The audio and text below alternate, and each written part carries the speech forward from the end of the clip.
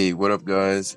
Today we're gonna be talking about Dandadan. Our overall thoughts on the series, especially it's about to end soon. Like, 2 more episodes left, and we're just gonna get our thoughts on like the series as a whole and what we think about it. Like the episodes, how they played out so far in the season 2, and it's about to wrap up.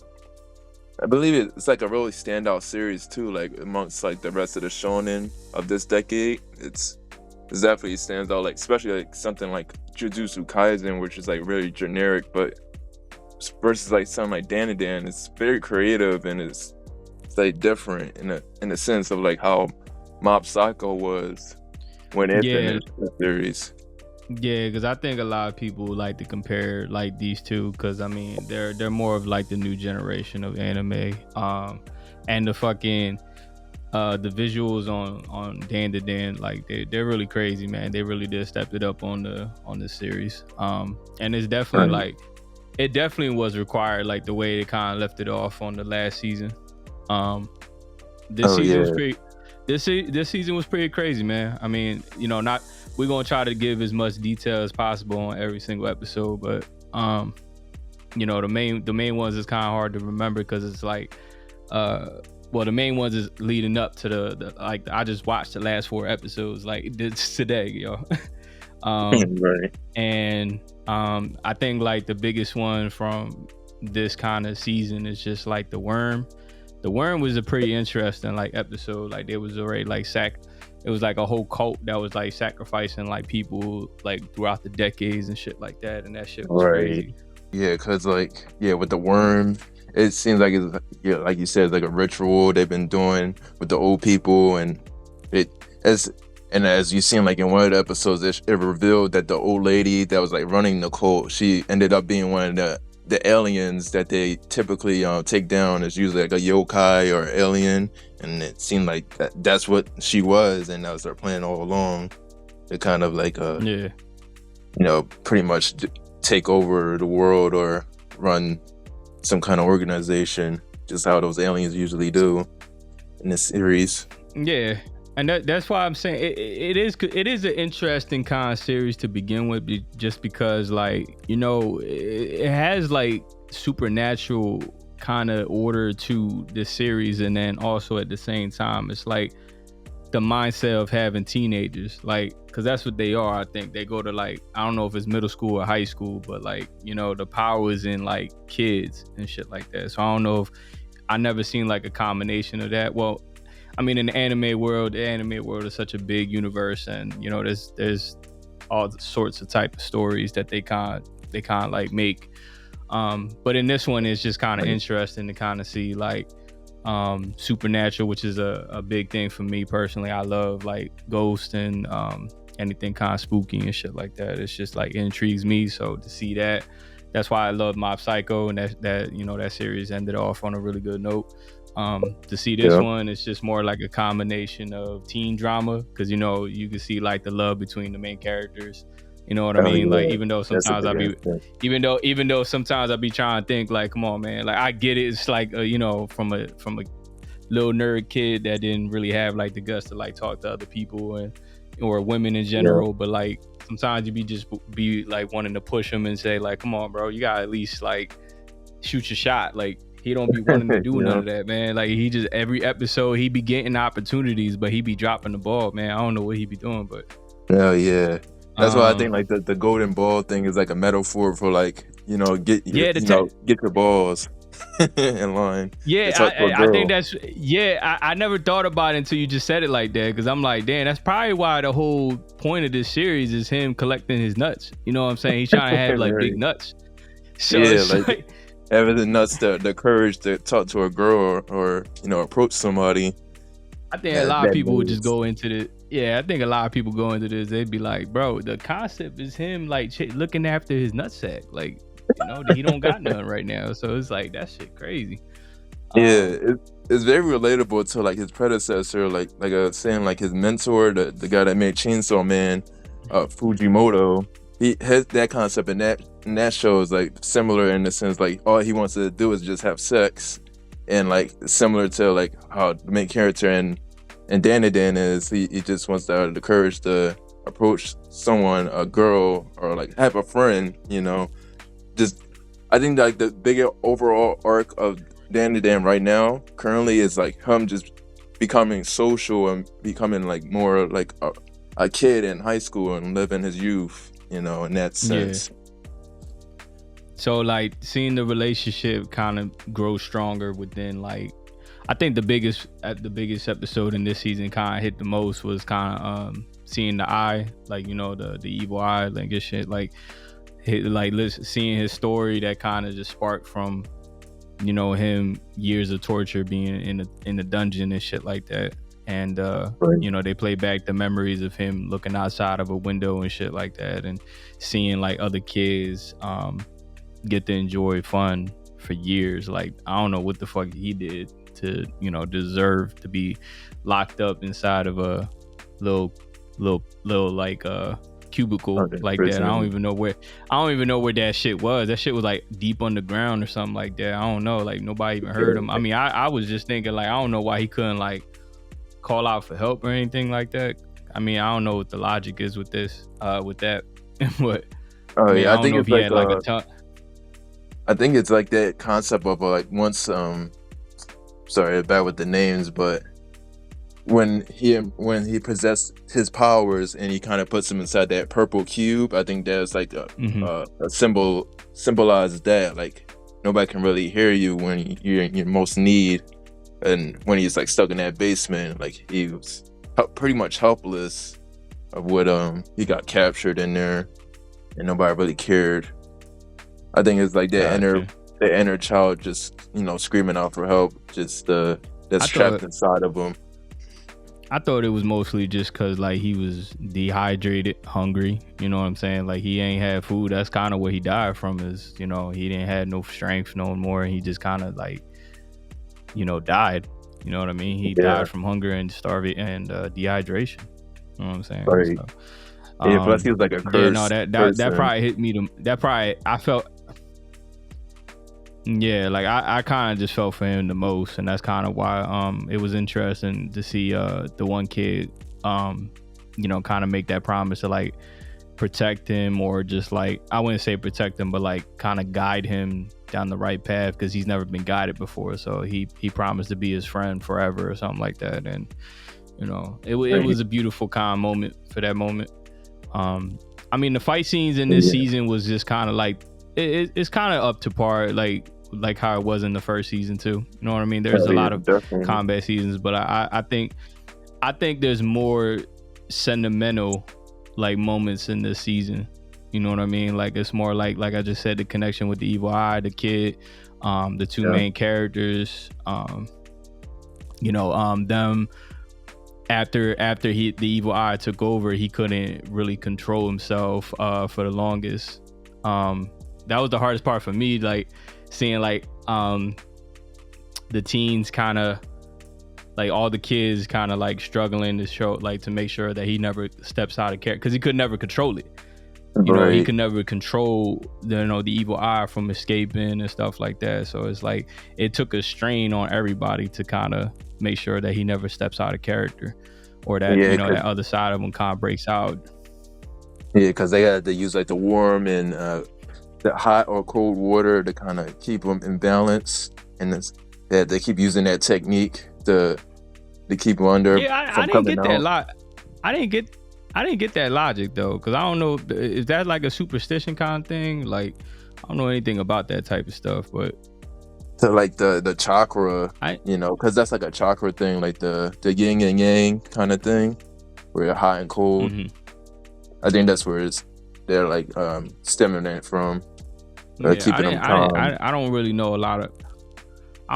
a lot of superstition kind of stuff, but that was interesting. Like cold water, he can't touch anything that's really cold. So I don't know if it's just like cold weather that affects him or anything like that. But yeah, that was kind of crazy too. And then what was actually that was kind of cool as shit though, is seeing like the ritual, like when they try to take the ghost out of him. What's that called Oh again? I yeah, always forget that. The exorcist, like when they were trying to exorcise him, out and Oh shit. yeah, yeah. Like that, yeah, the beat that beat was crazy, bro. That shit was hard as hell. Oh yeah, that's like a whole concert. Yeah, it's actually based off a real rock band from the '80s in Japan.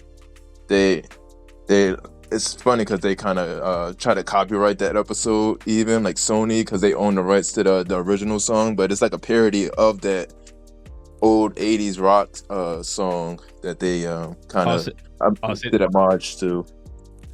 oh, so they try to go around it without having to like go through so much fire. Because I'm pretty sure that would have been hard to get the original song probably from Sony. Right. Yeah. So they made like pretty much like a parody of that song, just to do like a homage to it. Just like a nod. You can kind of see that throughout Dandadan. Like they do like nods to like old Japanese shows or like old Japanese like Yeah, commercials. They do like it parodies got. of. I just like the animation to it, man. It just got like a comic book kind of feel to it. You know what I mean? Like without Yeah. having doing too much with the superhero kind of stuff. You know what I mean? Like it feels good. It feels fresh. You know, it was just like Mob Psycho when we got that. You know what I mean? Like I just Yeah, love the exactly. combination of. I love it's like a jumbo pot of supernatural, building connections, like you know, like a regular like anime and shit, like the connections between the characters and stuff like that, and action. Like it's a lot of like a jumbo mixture of like good combinations in the series, and I think that's really what drew me to it. You know what I mean? Yeah. Especially like the combination of like yokai and then aliens at the same time that they had to go against.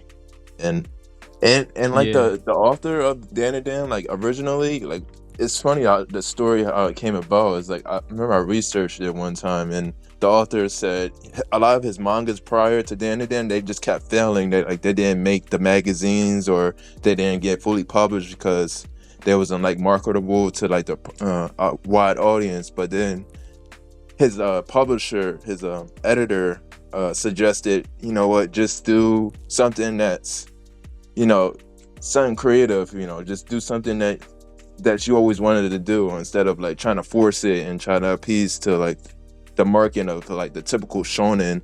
And that's how he came up with Dandadan. But just interesting, he just let his creativity just go out, and that's how it came about. Just that there's something simple as matter of that's interesting.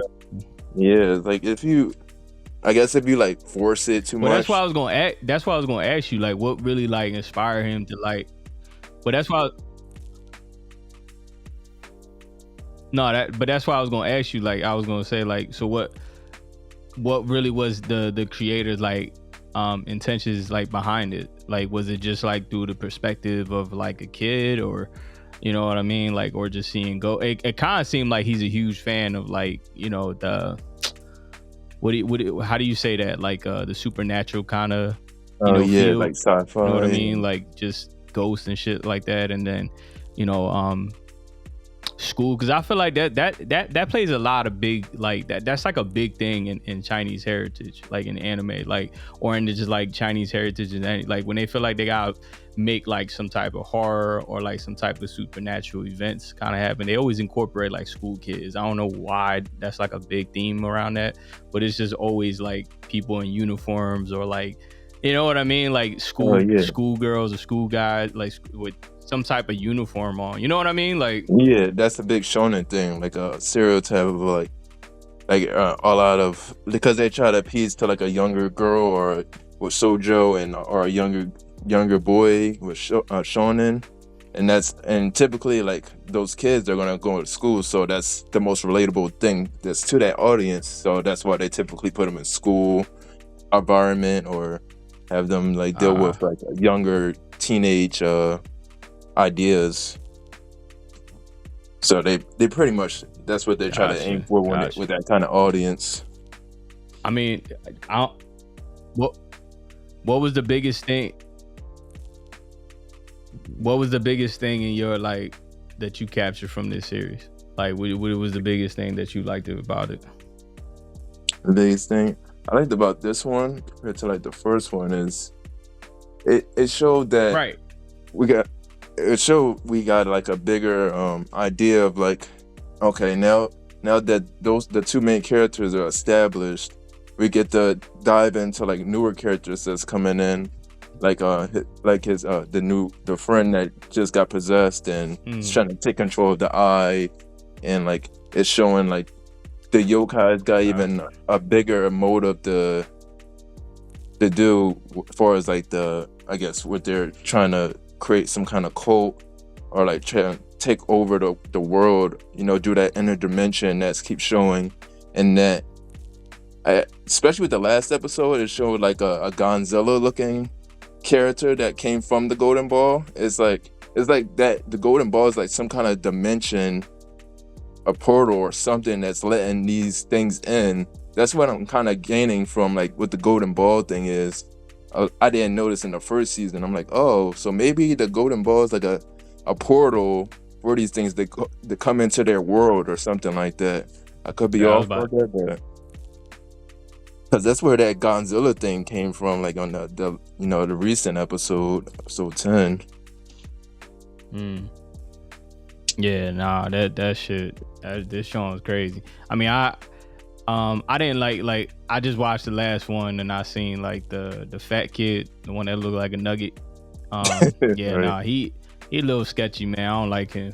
There's something wrong with him. I don't know. He just don't, he don't really strike me as a character I really truly care about. They just introduce him and it's more like he don't look cool. He don't look appealing. He just look like he just trying to be cool, or like he just trying to be with with the crowd and shit. And he might have like a cool ass power probably later down the line, because you know how they always introduce like new characters to the show, and they maybe their character is their personality is kind of shitty, but then they probably have some like trick up their sleeve that might be dope as fuck. But just him coming in, I'm like, I really don't care about him. He just, I don't know, man. He just seemed like he's just there.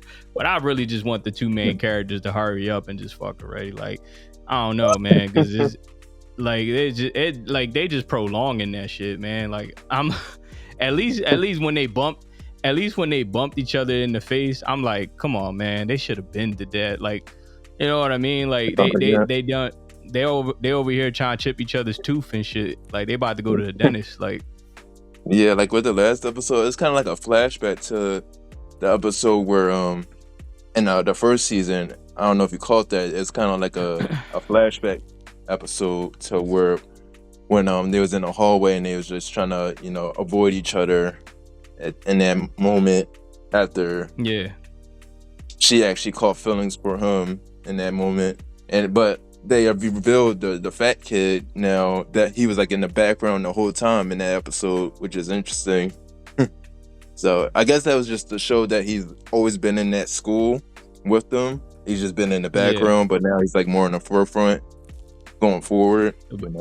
Yeah, I just want to know like what's his deal? Like, what was the reason why they brought him into there? Because I mean, the series is the season about to wrap up, unless they're gonna have like a third season, which I mean I'm pretty sure it is, because the manga series is probably like going still for this series. But and that's why I mean, y'all, because I know exactly like it's gonna be somebody in the comment section like, yo, y'all don't know what y'all talking about. Like, yo, if you watched it, looked at the manga. Or like, that's the only way that you're gonna get extra information, or you watch some other YouTube channels that fucking go deep into that.